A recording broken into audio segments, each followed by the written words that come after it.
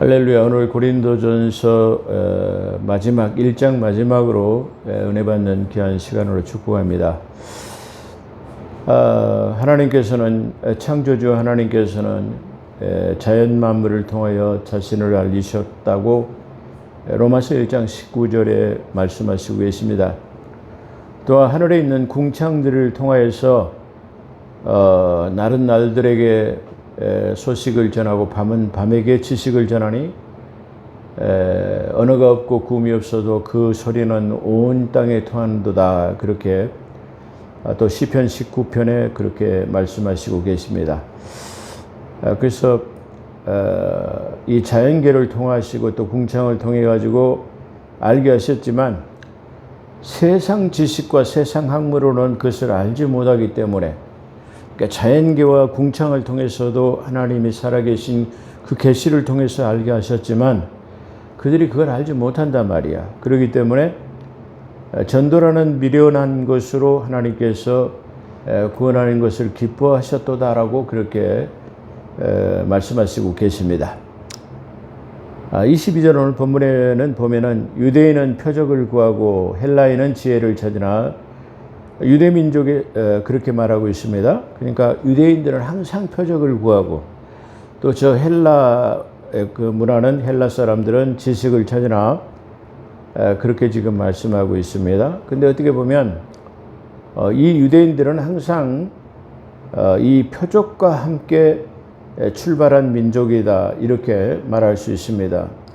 왜 그러냐면 최초의 믿음의 조상인 아브라함에게 나타나신 하나님은 너로 많은 민족의 조상이 되게 하고 젖과 꿀이 흐르는 가나안 땅을 너와 내 후손에게 주어 영원한 기업이 되게 하리라. 또 그러기 위해서는 이방인의 객이 되고 저 애굽에 들어가 있을 것을 말하는 거죠.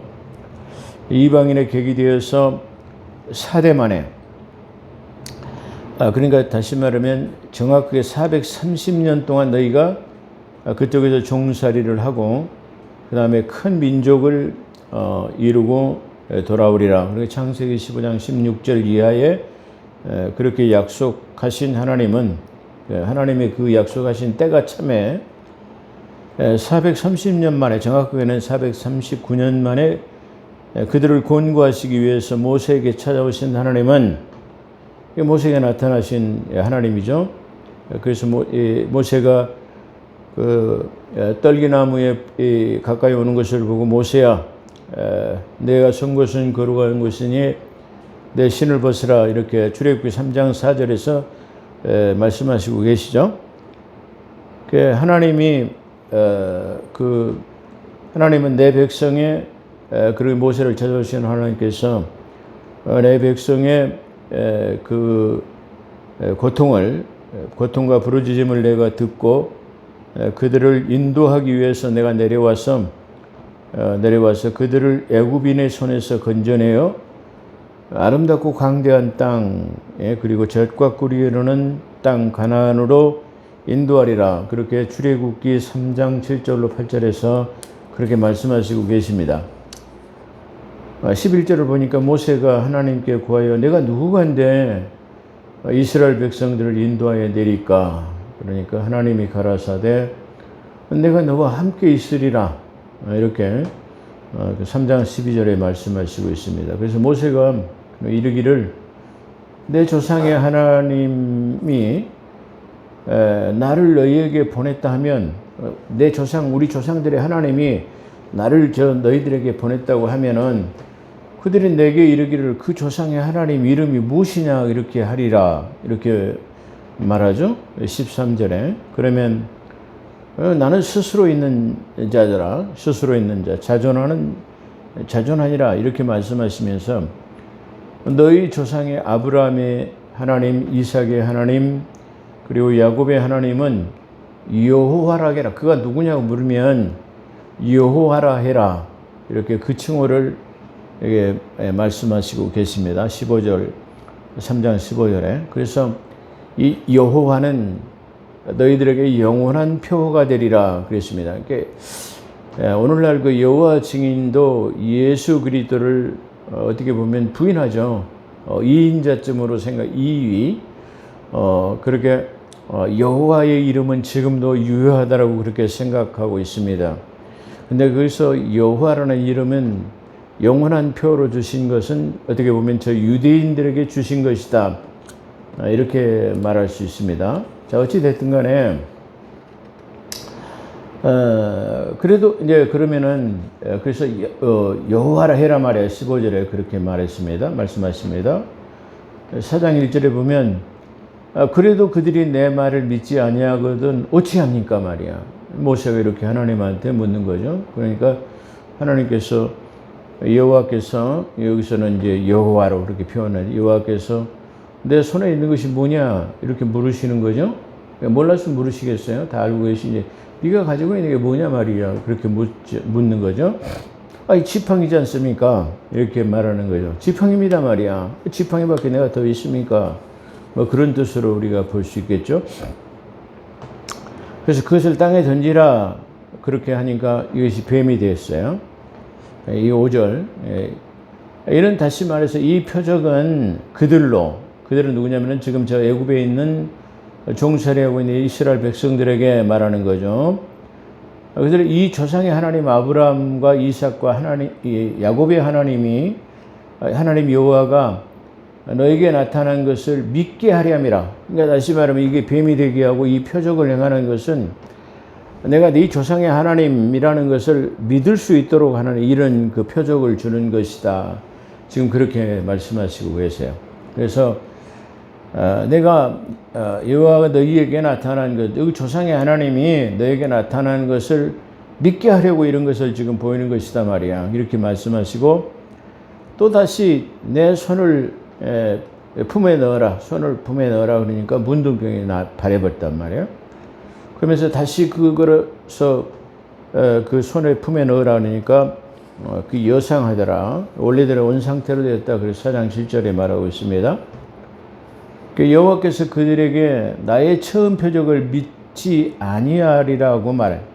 처음 이 뱀의 표적은 믿지 않을 수도 있단 말이야. 그런데 두 번째 지금 이 문둥이가 되는 표적을 보고는 너희 믿게 될 것이다 말이야. 지금 이렇게 말씀하시는 거죠. 그래서 두 번째 이적의 표적을 믿으리라. 4장 8절 출애굽기를 말하는 거죠. 이렇게 표적으로 이런 식으로 그들에게 하나님이신 것을 믿도록 하기 위해서 표적으로 출발했어요. 그렇기 때문에 항상 이게 하나님이 내가 하나님이라고 말하면 우리에게 무슨 표적을 보이셨어? 그러니까 계속 예수님에게도 표적을 계속 보여달라고 하니까 내가 너희에게 그 많은 표적을 보였으면 됐지 얼마나 더 보여주랴.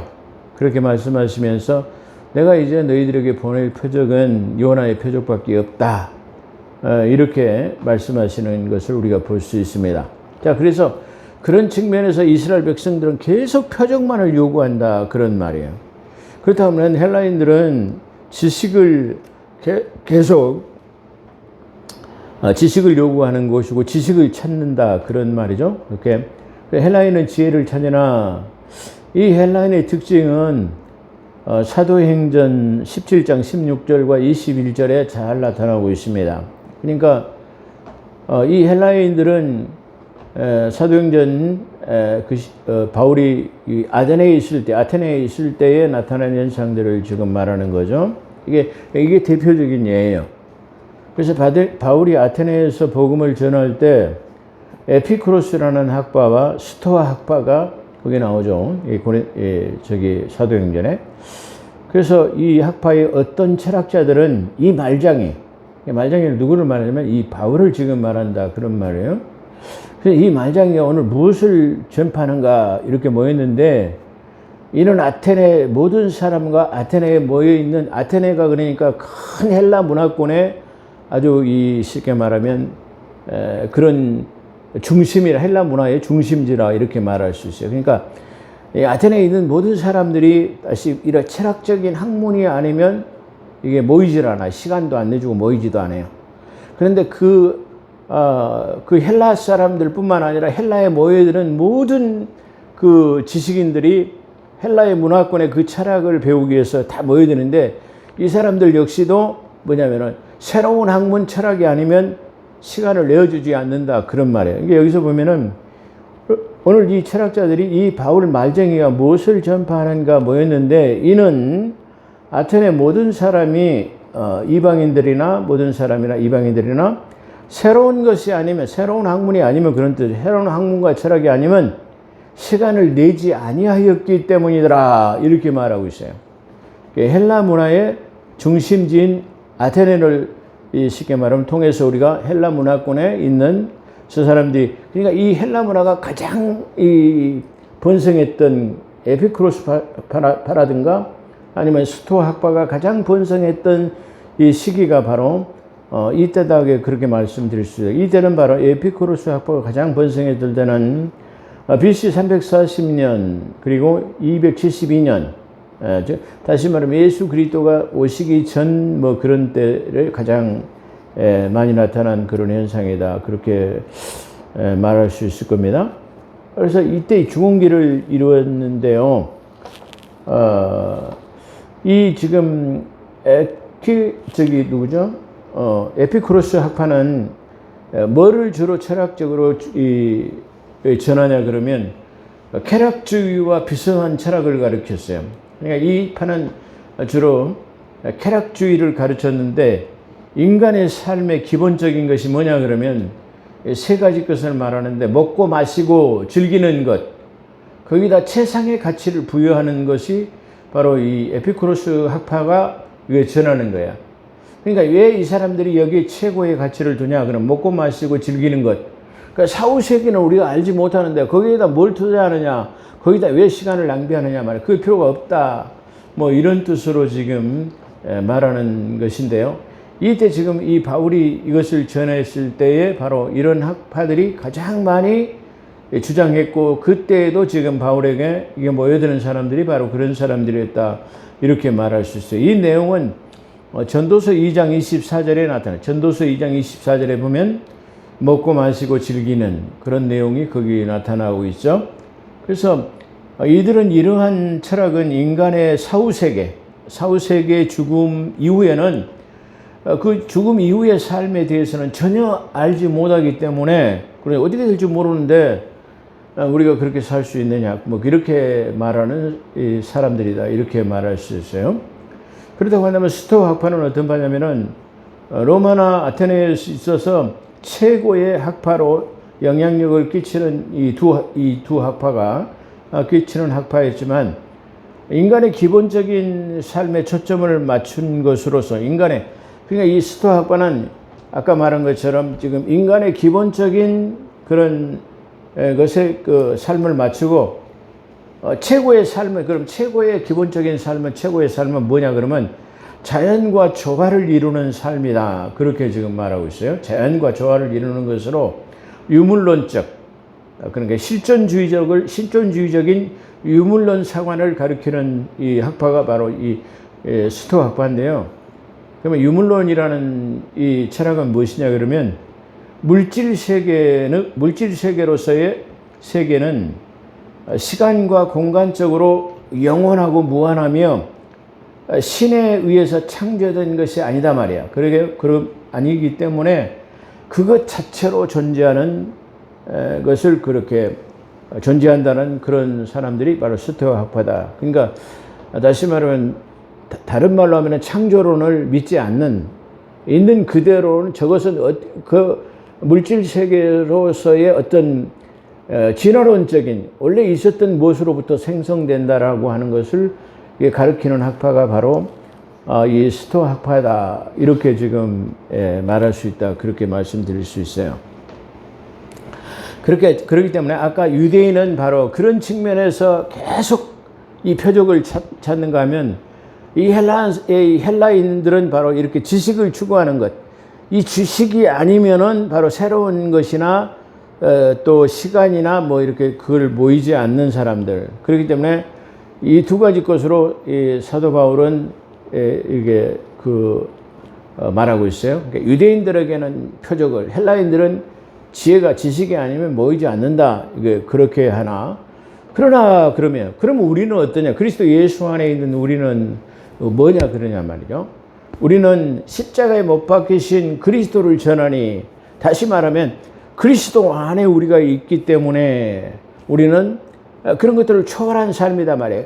그 사람들이 말하는 지식이나 세상적 지식이나 학문과 철학이나 아니면 유대인들의 표적이나 그런 것들은 우리에게는 아무것도 필요하지 않다라는 것을 이게 단적으로 표현한 것이다. 그렇게 말할 수 있어요. 그렇기 때문에 우리에게는 십자가에 못 박히신 그리스도를 전하니 이것이 유대인들에게는 꺼리끼는 거예요. 그러니까 유대인들은 표적을 구하면서 또한 십자가의 부활의 사건은 꺼리껴요. 왜 그러냐면은 예수 그리스도를 그 십자가에 못 박혀 죽는 일을 저희들이 했을 뿐만 아니라 바로 그 구약 성경에 그 예시되어 있는 모든 메시아가 오실 분이라는 그분을 예수 그리스도를 믿지 않았기 때문에 이 십자가의 부활의 사건만 말하면 그냥 꺼리끼고 듣기 싫은 얘기가 돼요. 그래서 유대인에게는 이 십자가에 못 박힌 그리스도는 꺼리끼는 것이 될 뿐만 아니라 이것이 또한 이방인들에게는 아까 말한 에피쿠로스 학파나 아니면 스토아 학파들에게는 말로 쉽게 말하면 이것들이 우리가 말하는 이 십자가의 부활의 사건, 실존주의적인 삶을 사는 사람들에게는 그리고 먹고 마시고 즐기는 것에 최선의 삶을 부여하는 이들에게는 아주 우리가 전하는 이 십자가의 부활의 사건은 미련한 것이다 말이야. 지금 그렇게 말하고 있어요. 그렇기 때문에 바로 이 유대인은 어떤 사람이다, 헬라 사람들은 어떤 사람이다 이렇게 정해놓고 또 그들이 지향하는 것이 무엇이냐 그러면은 십자가의 도는 꺼리낀 것이 되고 또 헬라인들에게는 또 이것이 뭐냐면은 미련한 것이 된다 이렇게 말하는 거예요. 그래서 이방인 헬라인들에게는 미련한 것이로되 유대인은 십자가의 이 사건을 조금 전에 말한 것처럼 예수 그리스도를 메시아로 인정하지 않을 뿐만 아니라 십자가에 못 달려 죽게 한 장본인들이기 때문에 그렇습니다. 근데 헬라인들은 미련하기 때문에 아까 말한 것처럼 알만한 것을 다 이게 창조물에다 보이시고 또 그 십자가에 못 박혀 죽으신 예수를 전도함에도 불구하고 그들이 받아들이지 못하는 것을 지금 말한다. 그렇게 말씀드릴 수 있어요. 그러나 부르심을 받은 우리에게는 그러니까 부르심을 받은 예수 그리스도 안에 있는 모든 사람들은 차별이 없어요. 거기에는 바로 유대인도 차별이 없고 헬라인도 차별이 없고 우리는 그리스도 예수 안에 있으면 된다. 그러면 그리스도 예수 안에 있을 때 우리는 참다운 지혜를 얻는데 그 지혜는 하나님을 알아가는 지혜. 그렇죠? 그러니까 지혜가 참다운 지혜는 어디서 생기냐면 자문에 보면 여호와 하나님을 경외하는 데에 우리가 지혜가 그리고 여호와 하나님을 이게 경외하는 데 지식의 근본이 지혜의 근본이 그리고 하나님을 경외하는 것에가 명철이 들어있다 그런 말이에요. 그렇기 때문에 세상적인 학문이나 지식이나 문벌이나 이런 건 아무 필요가 없어요. 그러니까 이거 유대인에게도 헬라인들에게 이게 먹히지 않는 거예요. 그렇죠? 그런데 우리가 예수 그리스도 안에 있을 때에 이 고급한 다시 말하면 우월한 그 학문을 우리가 가질 수 있고 참다운 그런 학문을 가질 수 있다 이런 말이에요. 그렇기 때문에 유대인들의 십자가의 사건은 아까 말한 것처럼 예수 그리스도를 메시아로 인정하지 않았을 뿐만 아니라 헬라인들은 미련하기 때문에 그들이 가지고 있는 학문과 지식을 알지 못하기 때문이다 그렇게 말하죠. 그러나 부르심을 받은 우리에게는 차별이 없어. 차별이 없는 것은 유대인도 예수 그리스도 안에 유대인도 참다운 지혜를 얻을 수 있을 뿐만 아니라 또 헬라인도 참다운 지식을 얻을 수 있다 그런 말이에요. 그렇기 때문에 부르심을 입은 모든 사람들은 유대인이건 헬라인이건 그리스도 안에 있으면 하나님의 능력이 되는 것이고 또한 지혜가 되는 것이다 그런 말이에요. 그렇기 때문에 하나님을 아는 것으로부터의 뭐가 나타나는 능력이 나타나는 거예요. 하나님을 아는 것으로부터의 진정한 지혜가 나타나는 것이다. 우리가 이렇게 말할 수 있어요. 그렇기 때문에 사실 알고 보면 우리에게의 믿음의 삶 속에서 능력이 나타나지 않는 것은 어떤 거예요? 바로 이런 쉽게 말하면 그리스도 예수 안에 참다운 바로 지혜와 지식이 없기 때문이다. 그분을 제대로 알지 못하기 때문이다. 이렇게 말할 수도 있을 것입니다. 그래서 세상에 어떤 육신적인 것도 그렇기 때문에 세상에 어떤 육신적인 것, 그러니까 세상 학문이나 지식이나 이런 것들은 자랑할 수가 없어. 자랑할 수 있는 것이 아무것도 없어요. 자랑할 수 있는 게 없죠. 내놓으라 할 것이 없다 그런 말이에요.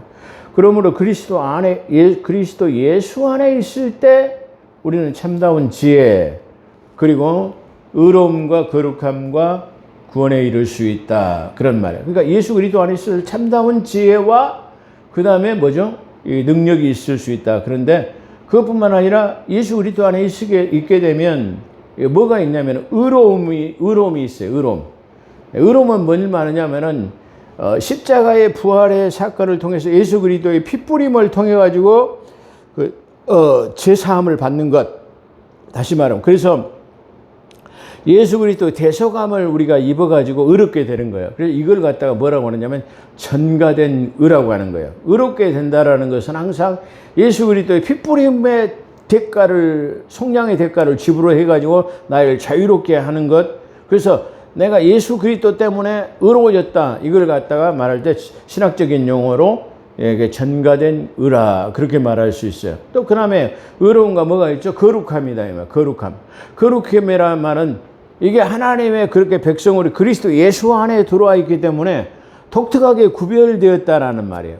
이 세상에서의 하나님의 자녀로 구별해 가지고 어디로 불러내느냐? 그러면 교회라고 하는 곳으로 불러낸다 그런 말이에요. 교회로 불러내는 의미는 어떻게 보면 하나님의 자녀로서의 구별하는, 분별하는 그런 거룩함에 참여하는 것이다 이렇게 볼 수 있어요.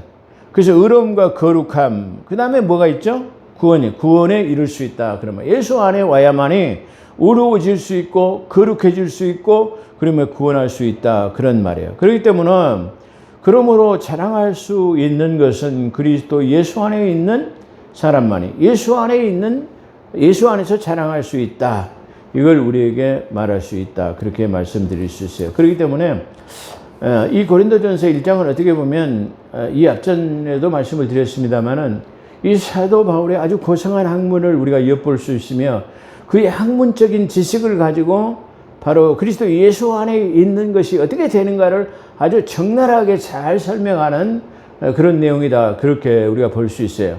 그렇기 때문에 이제 이걸 통해서 이제 헬라인과 유대인은 어떤 사람이다. 그리고 그리스도 예수 안에 있는 그리스도인들은 어떤 사람이다라는 것을 이게 말씀하고 그 다음에 2장부터는 이걸 개진해 나가는 바로 본격적인 이 교리가 아마 나타나게 될 것이다. 그렇게 예상을 해봅니다. 오늘 1장 여기까지 마치겠습니다. 기도하겠습니다. 거룩하시고 자비로우신 하나님, 오늘 또 저희들을 불러 모아주시고 하나님의 말씀으로 함께 하신 것 감사합니다. 우리가 진정으로 예수 그리스도 안에 있음으로 말미암아 하나님은 알므로부터의 하나님께로부터 오는 지혜로 명철로 그리고 지식으로 하나님 구원에 이르고 의롭게 되고 거룩한 삶을 이룰 수 있다는 사실을 우리가 깨달아서 절대로 예수 그리스도 안에 하나님 사는 복된 삶이 될 수 있도록 아버지께서 함께하여 주시옵소서. 감사하며 우리 구주 예수 그리스도 이름으로 감사기도 드리옵나이다.